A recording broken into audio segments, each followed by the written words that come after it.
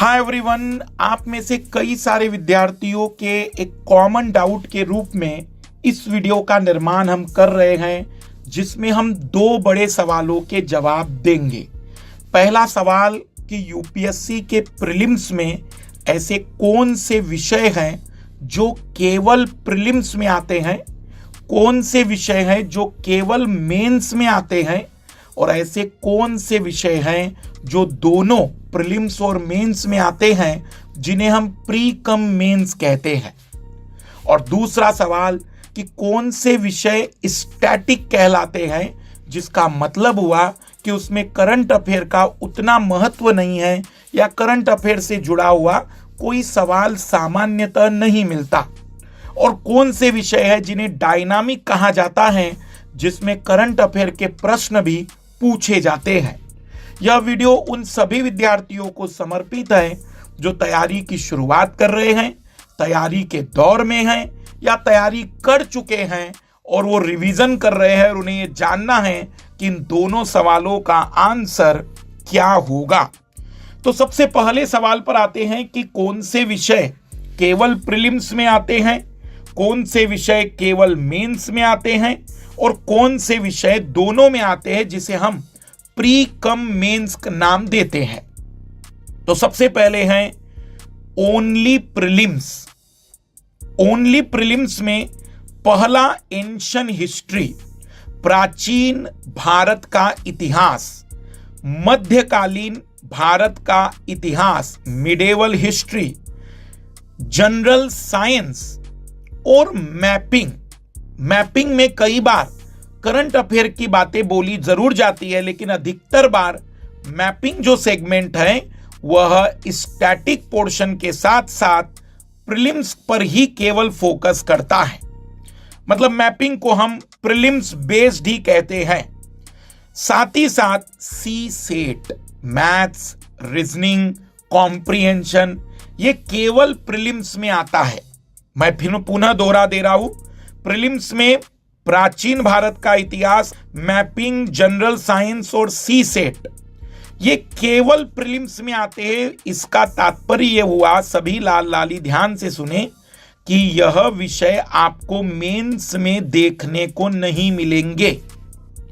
अब आते हैं उन विषयों पर जो केवल मेंस में आते हैं, जिनके लिए आपको प्रीलिम्स में तैयारी नहीं करनी चाहिए, उनके ऑब्जेक्टिव सवालों को नहीं पढ़ना चाहिए, क्योंकि वो शुद्ध रूप से केवल और केवल मेंस में आते हैं।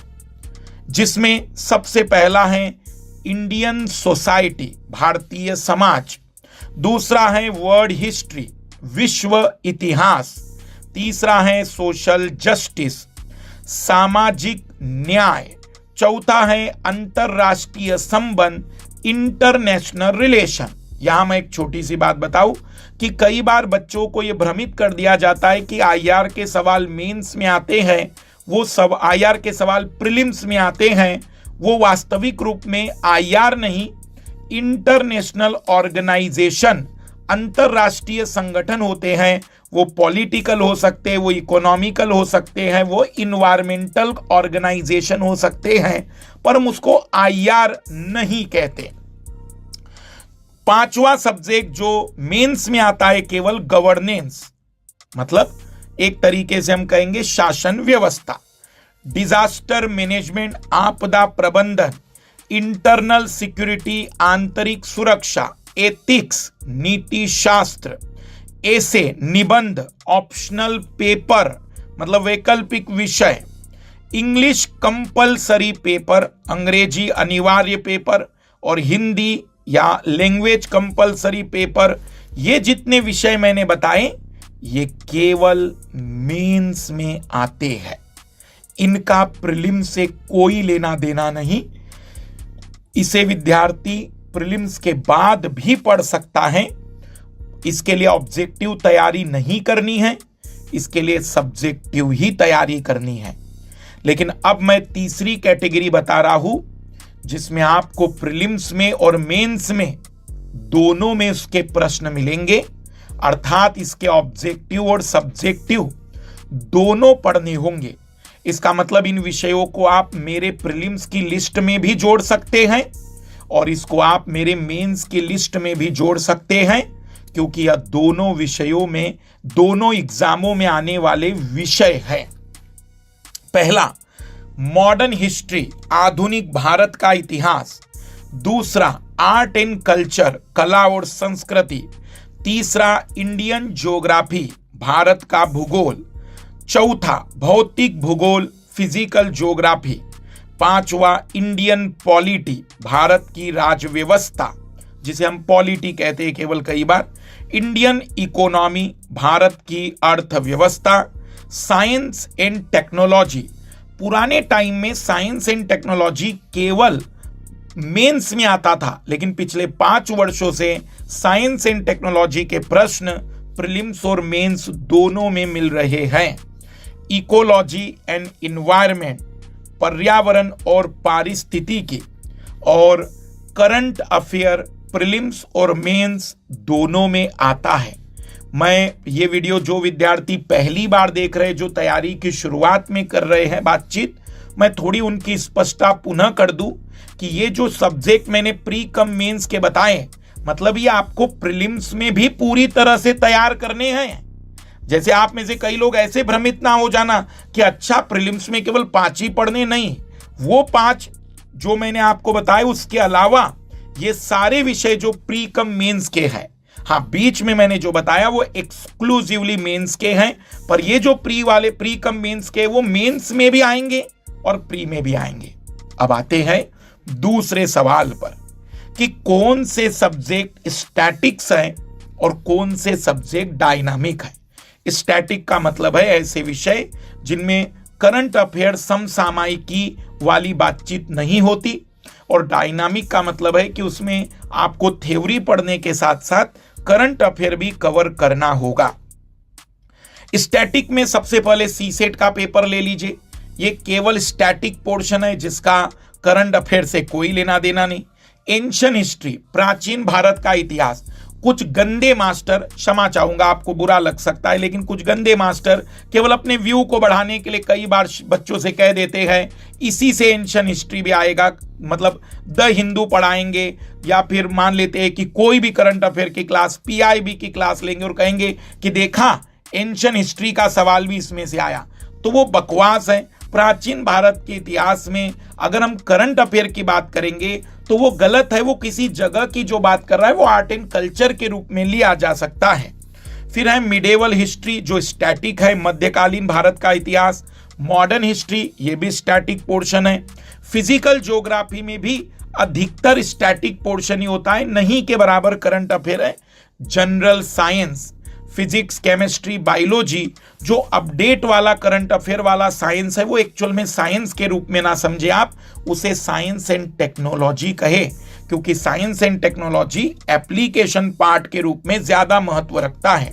तो ये वो सेगमेंट है जो प्रीलिम्स में स्टैटिक पोर्शन है। प्रीलिम्स की बात कर रहा हूं मैं केवल कि प्रीलिम्स में स्टैटिक पोर्शन है। डायनामिक पोर्शन जो प्रीलिम्स की बात कर रहे हैं हम लोग, Indian geography, Indian polity, Bharat का भूगोल, भारत की राज्य व्यवस्था, इंडियन इकोनॉमी, भारत की अर्थव्यवस्था, विज्ञान और प्रौद्योगिकी, science and technology, ecology and environment, इसका करंट अफेयर भी आपको पढ़ना पड़ेगा यदि आप प्रीलिम्स का एग्जाम देने जा रहे हैं, क्योंकि प्रीलिम्स के एग्जाम में इनके थ्योरी प्लस करंट अफेयर के सवाल आते हैं। कई सारे विद्यार्थी केवल इसका करंट अफेयर सोच कर जाते हैं कि केवल करंट अफेयर, और फिर बाद में वो निराश होकर लौटते हैं।